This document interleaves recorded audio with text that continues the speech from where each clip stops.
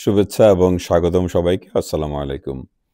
আজকাল আমরা কমবেশি সবাই বলি যে দেশে কোনো সিস্টেম বা সঠিক বন্দোবস্ত নাই। সিস্টেম তৈরি করতে হবে অথবা সিস্টেম বদলাতে হবে। হ্যাঁ, কথাটা অনেকাংশে সঠিক। কিন্তু একটা জিনিস আমরা এড়িয়ে যাই যে সিস্টেমের পাশাপাশি আমাকে এবং আপনাকেও কিন্তু বদলাতে হবে। সেটার জন্য কি আমরা আসলে তৈরি আছি? আমাদের যাবতীয় সরকার, প্রথাগত রাজনৈতিক দলগুলো এবং সেসব দলের নেতারা আমাদের একটা বিরাট সর্বনাশ করে রেখেছেন। সেটা হলো যে কোন জনপ্রতিনিধির কী কাজ, সেটা নিয়ে একটা বিভ্রান্তি এবং ধোঁয়াশা তৈরি করে রাখা। সংসদ সদস্য, সিটি কর্পোরেশনের মেয়র ও কাউন্সিলর, জেলা পরিষদের চেয়ারম্যান, উপজেলা চেয়ারম্যান, ইউনিয়ন পরিষদের চেয়ারম্যান ও কাউন্সিলর কার কতটুকু সংবিধান প্রদত্ত ক্ষমতা আছে, এটা দেশের অধিকাংশ জনগণেরই জানা নেই। এতে অবশ্য নেতাদেরই লাভ। তারা সংবিধান প্রদত্ত ক্ষমতার বাইরে গিয়েও অর্থনৈতিক সম্পৃক্ততামূলক বিভিন্ন প্রকল্পে নিজেদেরকে সম্পৃক্ত রাখতে পারেন। এবং দুই হলো যে জবাবদিহিতা বিষয়টা তো এমনিতে আমাদের নেই। তার উপর নেহায়েতি কেউ যদি জবাব চাইতেই আসে, তাহলে এটা বলতে পারা যায় যে হ্যাঁ, এটা আমার কাজ না, তমুকের কাজ, এটা বলে চালিয়ে দিতে পারা। একটা উদাহরণ দেখি। কুমিল্লার এক মেয়র প্রার্থীর পক্ষে প্রচারণা করতে আসা জনৈক এক রাজনৈতিক নেত্রী, যিনি কিনা পরে নিজেও মেয়র হয়েছিলেন, তিনি উপস্থিত জনতা ও সাংবাদিকদেরকে বলছিলেন, কোচ, শিক্ষা ও চিকিৎসা হলো জনগণের মৌলিক অধিকার। আপনারা বর্তমান মেয়রকে জিজ্ঞেস করুন যে তিনি কয়টা স্কুল, কলেজ ও হাসপাতাল তৈরি করেছেন গত ১৩ বছরে। আনকোট। আমি খুব অবাক এবং বিরক্ত হয়ে ভাবছিলাম যে কেউ তাকে কেন জিজ্ঞেস করছে না যে হাসপাতাল তৈরি করা কি একটি সিটি কর্পোরেশনের মেয়রের ক্ষমতার মধ্যে পড়ে? আর যদি এগুলো মেয়রের কাজ হয়েই থাকে, তাহলে ওই নেত্রী যার হয়ে প্রচারণা করছিলেন এবং পরবর্তীতে তার নিজের নির্বাচনী ইশতেহারে কেন স্কুল, কলেজ ও হাসপাতাল তৈরির কথা ছিল না? তাঁরা অতীতের মেয়রের দুর্নীতির শ্বেতপত্র প্রকাশ, কুমিল্লার যানজট ও ড্রেনের সমস্যা আর মাদক নিয়ন্ত্রণ ইত্যাদি খুঁটিনাটি সমাধানের প্রতিশ্রুতি দিয়েই ক্ষান্ত ছিলেন। আরও মারাত্মক বিষয় হলো যে ওই নেত্রীর পিতা ১৬ বছর ধরে কুমিল্লার এমপি ছিলেন। সেই নেত্রী কি তাঁর বাবাকে এই একই প্রশ্নটা করেছেন? জনগণও কি ওই এমপিকে কখনো এই প্রশ্নটা করেছেন? জনগণ কি আদৌ কোনো জনপ্রতিনিধিকে কোনোদিন এই প্রশ্নটা করেছেন? তারা কি আদৌ জানেন যে কাকে এই প্রশ্নটা করতে হবে? আসলে স্কুল, কলেজ ও হাসপাতাল তৈরির দায়িত্বটা আসলে কার? যদি স্বাস্থ্য ব্যবস্থার কথা ধরি, বাংলাদেশের স্বাস্থ্য ব্যবস্থার পরিচালনার জন্য আ নীতি প্রণয়ন এবং অর্থায়ন করে স্বাস্থ্য ও পরিবার কল্যাণ মন্ত্রণালয়। যেকোনো মন্ত্রণালয়ের মতো এই মন্ত্রণালয়েরও নীতি এবং কাজের উপর নজরদারি করার দায়িত্ব হলো সংসদীয় স্ট্যান্ডিং কমিটি বা স্থায়ী কমিটির। বাংলাদেশের সংবিধানের ৭৬ এর ১ ধারা। কিন্তু বাস্তবে এই কমিটিগুলো বিভিন্ন কারণে নীতি নির্ধারণে বড় কোনো ভূমিকা পালন করে না। যার অন্যতম কারণ হলো সংসদ সদস্যদের বড় একটি অংশের সংবিধান এবং আইন প্রণয়ন বিষয়ে জ্ঞানের অভাব। বাংলাদেশ সংবিধান অনুযায়ী স্থানীয় উন্নয়নে একজন এমপির সম্পৃক্ত থাকার সুযোগ সেই একই, নীতি প্রণয়নের মাধ্যমে। তিনি কেবল তার স্থানীয় সমস্যাগুলো, যেমন রাস্তা, ব্রিজ, স্কুল, কলেজ ও হাসপাতালের অভাব, জাতীয় সংসদে উপস্থাপন করতে পারেন এবং উন্নয়ন প্রকল্পের জন্য অ্যানুয়াল ডেভেলপমেন্ট প্রোগ্রাম এডিপির আওতায় সংশ্লিষ্ট মন্ত্রণালয়ের কাছে প্রস্তাব ও সুপারিশ করতে পারেন। তিনি এমনকি স্থানীয় উন্নয়ন কর্মকাণ্ডে তদারকিও করতে পারেন, কিন্তু উন্নয়ন প্রকল্প যেমন স্কুল, কলেজ, হাসপাতাল ও রাস্তা নির্মাণ ইত্যাদি বাস্তবায়ন করা তার কাজ না।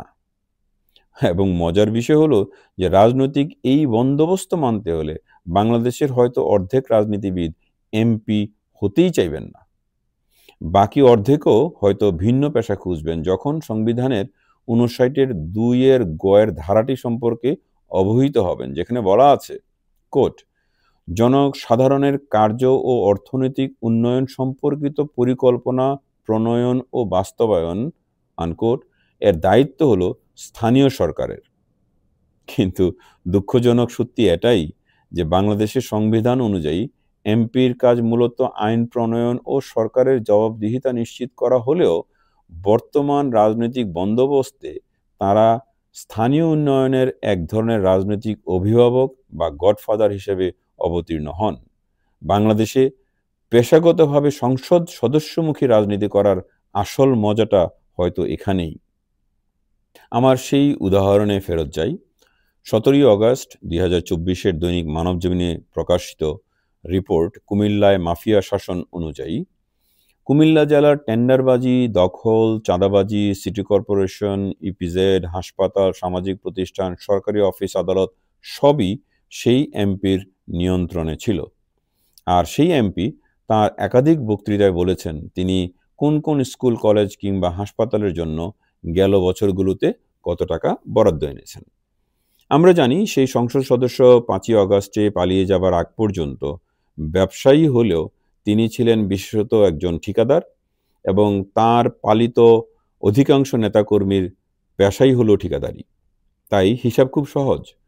সংসদ সদস্য বরাদ্দ আনতেন আর কুমিল্লার 11টি উপজেলা ও সিটি কর্পোরেশনের সব উন্নয়ন প্রকল্পের কাজ করত সংসদ সদস্যের পরিবার ও সমর্থকদের 8টি ঠিকাদারি প্রতিষ্ঠান। আমার ধারণায় এটা মোটামুটি সারা দেশেরই চিত্র। একটা পরিসংখ্যান দেখলে বুঝবেন যে বাংলাদেশের সংসদে আসলে কারা প্রতিনিধিত্ব করে। ঐতিহাসিকভাবে আইনজীবীরা যুক্তরাষ্ট্রের রাজনৈতিক নেতৃত্বে প্রাধান্য বিস্তার করলেও 23 জানুয়ারি 2024-এ প্রকাশিত ঢাকা ট্রিবিউন অনুযায়ী বাংলাদেশের 12তম জাতীয় সংসদের প্রায় 66.89% সংসদ সদস্য ছিলেন ব্যবসায়ী এবং প্রায় 90% সংসদ সদস্য ছিলেন হলফনামায় ঘোষিত কোটিপতি। আমার মনে হয় না পৃথিবীতে কোনো এত ধনী কোনো সংসদ কখনো ছিল কিংবা আছে। আমি কখনো শুনি নাই যে বাংলাদেশে কোনো এমপি নির্বাচিত হবার পর তার ব্যবসা থেকে অবসর কিংবা ছুটি নিয়েছেন, বরং ঐতিহাসিকভাবে প্রায় সকল এমপি উত্তরোত্তর এবং আলাদিনের চেরাগ পাওয়া কিংবা আঙ্গুল ফুলে কলা গাছের মতো ধনী হয়েছেন। তার মানে দুদককে শতপ্রণোদিত হয়ে জনগণের স্বার্থে প্রমাণ করা উচিত যে কমপক্ষে এই 66.89% এমপি রাষ্ট্রের আইন প্রণেতা হওয়ার সুবিধা নিয়ে তাদের ব্যবসা বাণিজ্য বৃদ্ধি করেন নাই। আরেকটা অবাক করা পরিসংখ্যান দেখাই। বাংলাদেশের সংসদীয় অধিবেশনের গড় সময়কাল বছরে মাত্র 75 দিন এবং গড়ে প্রতিদিন মাত্র 3.32 ঘন্টা। তাহলে একজন এমপি 5 বছর মেয়াদী একটা সংসদে সর্বোচ্চ 3.5 ঘন্টা কথা বলার সুযোগ পান। বাস্তবে সংখ্যাটা আরও কম, কারণ মন্ত্রীদের প্রশ্নোত্তর পর্ব কিংবা ধন্যবাদ প্রস্তাব ইত্যাদি ছাড়াও গান গাওয়া, কবিতা আবৃত্তি এবং চেঁচামেচি এগুলো তো আছেই।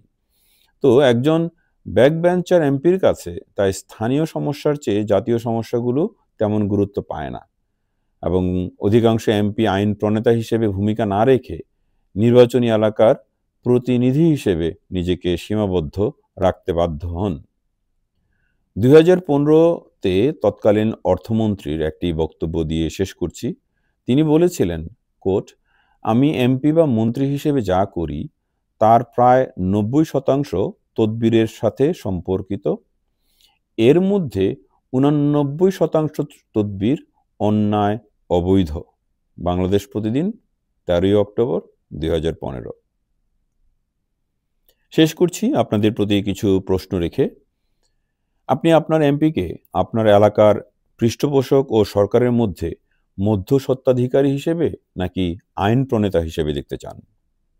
আপনার এমপি আপনার চাকরি, ঋণ, নিয়োগ, বদলি ইত্যাদির জন্য অন্যায় সুপারিশ না করলে পরের বার তাকে আপনি ভোট দিবেন তো? আপনার নির্বাচিত এমপি যদি আপনার এলাকার সবকিছু নিয়ন্ত্রণ আর ভাগাভাগি না করে সংসদে 5 বছরে 3 ঘন্টা কথা বলেন, তার জন্য নাগরিক হিসেবে আপনি প্রস্তুত আছেন তো?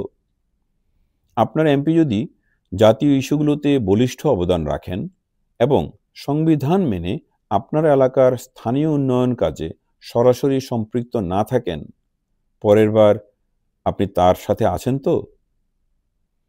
আমি নিজে যদি একজন এমপিকে আইন প্রণেতা হিসেবে না মেনে স্থানীয় উন্নয়নের ঠিকাদার হিসাবেই দেখতে চাই, তাহলে পরিবর্তিত বাংলাদেশ চাওয়ার কোনো অধিকার আমার নেই। ধন্যবাদ সবাইকে।